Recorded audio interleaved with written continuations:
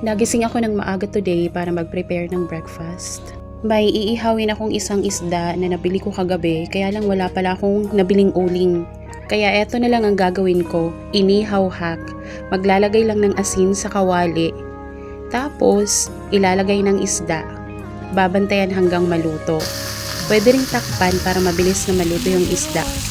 Tinimplahan ko lang pala ng Magic Sarap seasoning. Hindi ko na nilagyan ng asin kasi mamaya aahalat yan pag nalagyan na ng asin yung kawali. Maglagay ng asin kapag babaliktarin na yung isda para maiwasang dumikit sa kawali.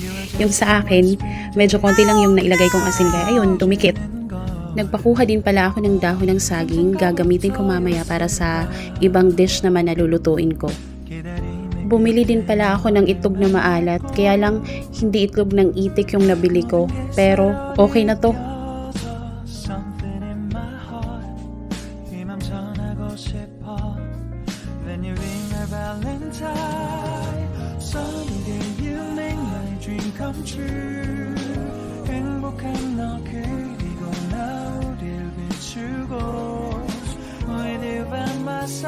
Nagpahiwa din ako ng kamatis para sa sausawan ng inihaw na isda at para na rin sa itlog na maalat.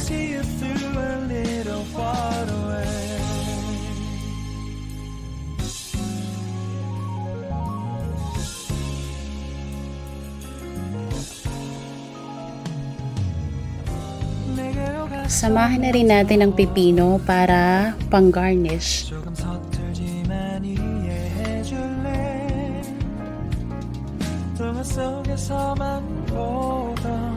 Ayun na yung isda ko.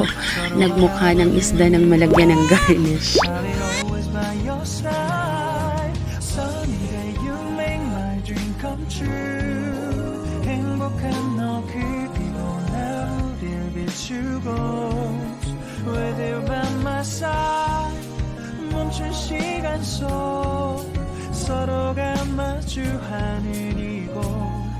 I've been waiting for a love like this. So 기분 좋은 바람 불어와 행복한 너 그리고 나 우릴 감싸고 With you by my side 지금 이 순간 서로가 마주하는 지금 I can see you through a little far away 이게 저리 Eto na yung breakfast namin.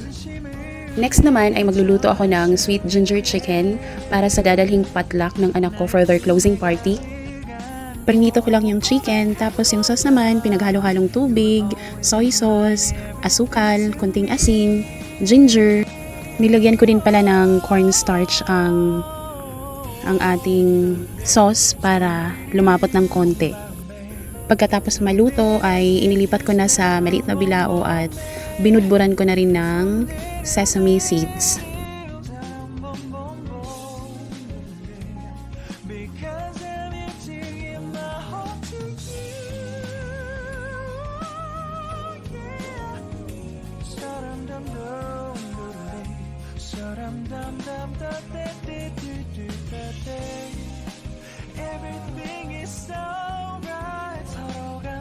That's it for today, guys.